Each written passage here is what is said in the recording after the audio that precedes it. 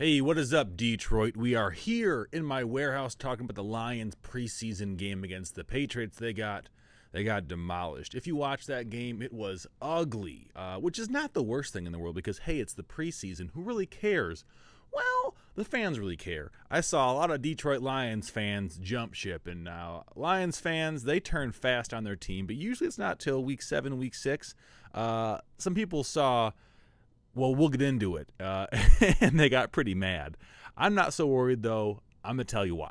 So first up, we got to go over a few big things. Obviously, Jermaine Kearse broke his leg. He's out for probably 8 to 10 weeks. Not a very good injury to have. And he's getting kind of older, too. So if he can bounce back mid-season, I mean, that'd be good, but we don't know for sure. And then Savage, the quarterback, he's in concussion protocol.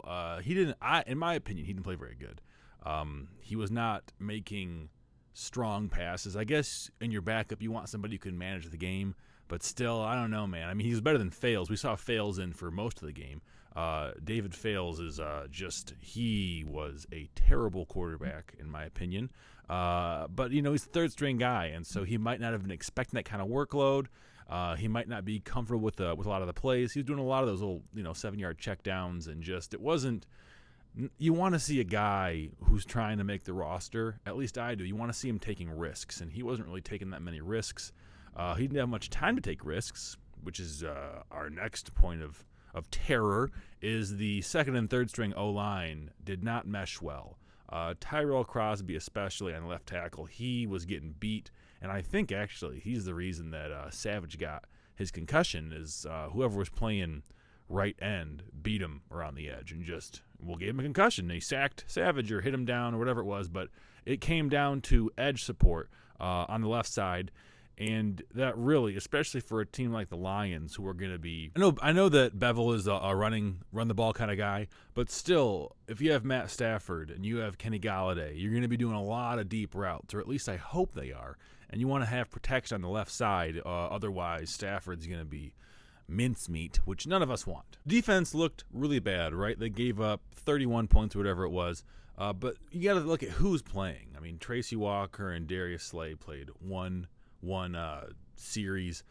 It was mostly the second and third string guys, the guys who are fighting for the team. Forward at cornerback, he was not the best.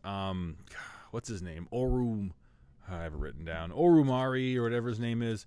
Amani Oruwari from Penn State. You know who I'm talking about. He did better. I thought he did really good. There was a pass to the end zone he broke up. It wasn't the best pass in the world, but still, you want to have a guy who has the presence of mind to at least attempt to break up the pass. Ford, not so much, but again, these are guys who they're going to get better. I mean, they're young guys, and I mean, it's not a guarantee. They could be Tease Tabor 2.0, but I don't think they are. And I don't think we have to worry about the same kind of stagnant progression that we see with some other guys. Ty Johnson looks really good. Tavai looks really good. A lot of the guys who I wanted to watch looked really good. Hawk didn't play that much. I think it's because Hawk looks so good. We didn't see Bo Beinschweisel, whatever his name is, out of Wisconsin. I didn't really get to watch him that much. He was a guy I was curious about for the second and third team O-line. I mean, last year we got killed. Our line got killed. T.J. Lang was hurt most of the year. A lot of the guys were injured, and so I really wanted to see how much depth we could bring this year to the O-line. Our D-line has got a lot of depth. But our O-line, I'm worried that as the season progresses and as we try and grind teams down, in the NFC North when we hit our in-conference schedule, it might not be so good on Stafford, and maybe we're going to be getting jammed at the line. Maybe they're going to be able to put more guys in the box because they know they're going to be able to get to them. It's just when you have bad backups at your guard and tackle position, I mean any O-line position actually, you really have to worry about what's going to happen, weeks 10 through 16, because that's when the depth of a team really is helpful. That's really it, guys. I just wanted to kind of drop in. I want to do more Lions videos this year. Just my thoughts about what happened. I mean, obviously it was a shitty game. We got blown out, but it's the preseason, so who really cares? We didn't get to see a lot of the starters, which is good. You don't want to waste your starters on the preseason. Not only do you risk them getting hurt, but also you want to see the guys who are fighting for the team. You want to see where their weaknesses are, where their strengths are. And I have faith in the Lions coaching staff. Call me an idiot. Maybe I'm dumb, but I think they know what they're doing, And I'm excited to see how the team progresses, and especially excited for week one. Week one is going to be, you remember last year against the Jets, that was a nightmare. So can the Lions fix that? Can they come back and dominate week one?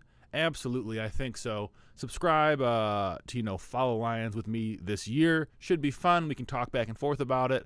I'm a Lions fan, so I'm a little bit biased, and I hope you are too, because who wants to talk shit about their favorite team all day? I don't. It's not very fun. See you guys later.